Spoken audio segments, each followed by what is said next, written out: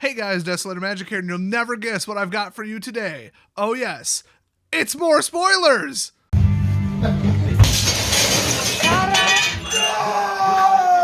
Yeah, throw some more fuel on that dumpster fire that is standard. Come on. I just went up against a mill control deck from hell. I should actually upload that footage as the background footage for my next video, just to show you guys how shit mill is without even Zendikar Rising included in Arena yet. Just keep that in mind. So anyway, these are from the Commander deck, which are not standard legal anyway. So we got Anawan, the Rune Thief. It's a 2/4 for 4. By the way, this was leaked a couple days ago. I just didn't cover it because I didn't remember. Other rogues you control get +1/+1. I don't know. This is probably the front card. I'm too lazy to check. Who cares? I'm not buying them.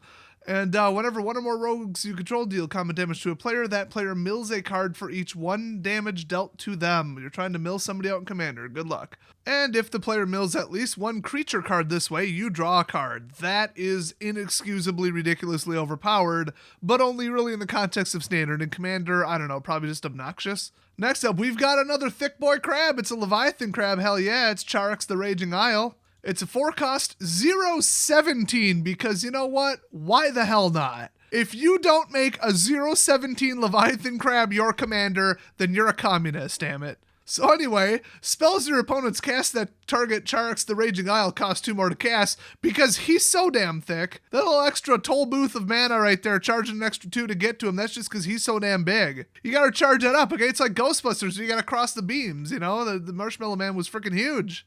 Well, Captain Large and In-Charge Crab right here, you can pay 3, and it gets +X -X until end of turn, so it gets a little bit less thick, but a little bit more vicious. Basically me, if I haven't eaten all day and then I walk into a buffet, you better just get the hell out of my way, because my attack's rising with every person that's in line. Problem is, it's not under your control. It's X is the number of islands you control, so that's, probably not 17, so it's still pretty safe, but I mean, it'd be nice if you could kind of dial it in. But still, I mean, if you get a 7/10 chonky boy coming at you, that ain't no joke. And I mean, you know, commander damage is a thing, so, you know, make this your new commander, or else.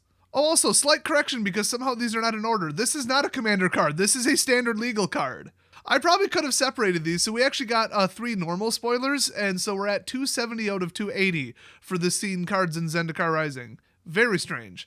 But I mean, you could make this your commander. Just say, hell, you can make this your Brawl commander. Hell, this is gonna be my Brawl commander. A 0/17 I could drop it on turn 4. Are you kidding me? Hell yeah, come on. Next up, we got another commander card, Enigma Thief. You can tell, by the way, by looking at the set symbol.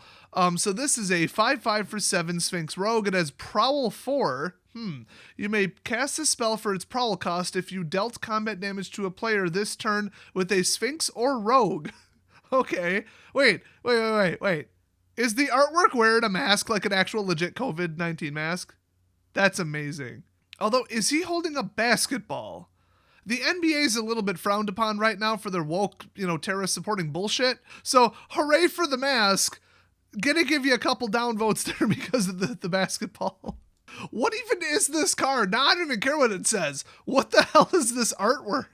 Anyway, it's flying, and when it enters battlefield, for each opponent, return up to 1 target non-land permanent that player controls to its owner's hand. Very annoying, but not very commander grade, if you ask me. Although, if you get that Prowl cost out, I mean, hey, but I don't know. Probably works pretty good in the deck that it's already in. Next up, we got another commander card, Geode Rager. It's a 4/3 for 4 with first strike, and it has landfall. When a land enters the battlefield under your control, go to each target or creature target player controls. That one I've heard of, but I need a refresher here. Let's see. Until your next turn, those creatures attack each combat if able, and attack a player other than you if able. Oh, that's right. Okay. That's what I thought. It's just the Thassa's Barbecue Fork effect. That's the official name of it in the rules. I don't know why they wrote Goad. Next up, Obun Maldaya Ancestor. I think this is the front card from the other one. I'd have to look up the leaked packaging, and I don't even remember where I saw it, so who cares? Let's see. So it's a 4-cost Mexican flag-colored 3/3 Elf Spirit, and at the beginning of combat on your turn, up to 1 target land you control becomes an XX elemental creature with trample and haste until end of turn, where X is Obun's power. It's still a land. That's kind of interesting, so you can really get that going, but not necessarily.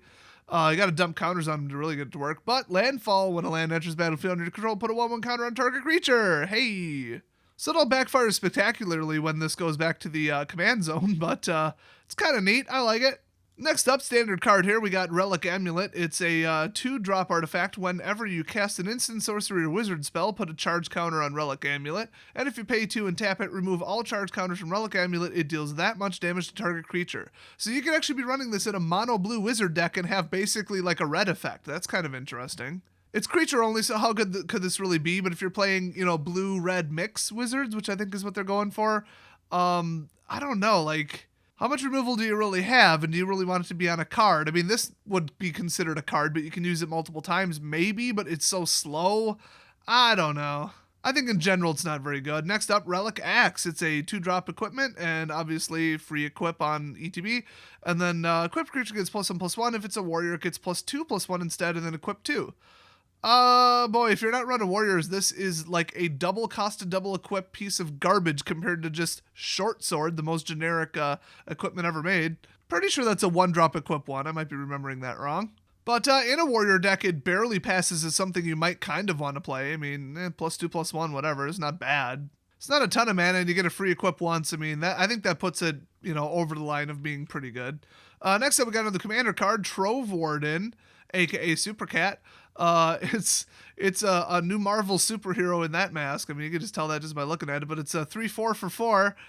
Vigilance and Landfall, exile target permanent card with converted mana cost 3 or less from your graveyard. Okay. And then whenever it dies, put each permanent card exiled with it onto the battlefield under the control of that card's owner. Neat, very neat. You gotta wait for it to die. That's not great, but with Vigilance, you can just attack every turn until it does die. And then potentially block with it too. That's kind of the point. So kind of interesting. Next up, we got another commander card. It's a Whisper Steel Dagger. It's a 3-cost black artifact equipment. Equipped creature gets +2/+0. And then whenever equipped creature deals common damage to a player, you may cast a creature spell from that player's graveyard this turn. And you may spend mana as though it were any color. Then equip 3. That is interesting because you still have to pay for it. And you still have to hit them, and it still doesn't boost their toughness. You got to get through somehow and survive. Well, I guess not really. If it had trample, you wouldn't technically need to survive, but whatever. But yeah, this could be very interesting. I don't know if it's really commander grade because we have every card ever printed, but it's interesting. And believe it or not, that is it for today. Not many spoilers, just a couple of the basically commander ones and then 3 of the standard ones. So the crab and the 2 artifacts, equipment or whatever. No, one's not equipment, whatever. The 2 artifacts, those were the standard ones. All the rest were commander cards. I think both commanders are extremely underwhelming. So they almost could have just made these Planeswalker decks, but I guess they wanted to try to get more money for them or something. I don't know. I don't know what they're thinking. But might be live streaming maybe late tonight, maybe tomorrow morning. I want to get on it. You'll see why that is during the live stream. Let's put it that way. You want to show up for this one. You know what? I think tonight, actually, I'm just going to film another video for my second channel. It's going to be pretty interesting, actually. So, and as is the norm, by second channel, I mean 4th channel. It's the new one. And no, you're not going to find my 3rd channel. It's dead. I haven't used it in like 4 years. Shut up. So anyway, thanks for watching, and I'll see you guys next video.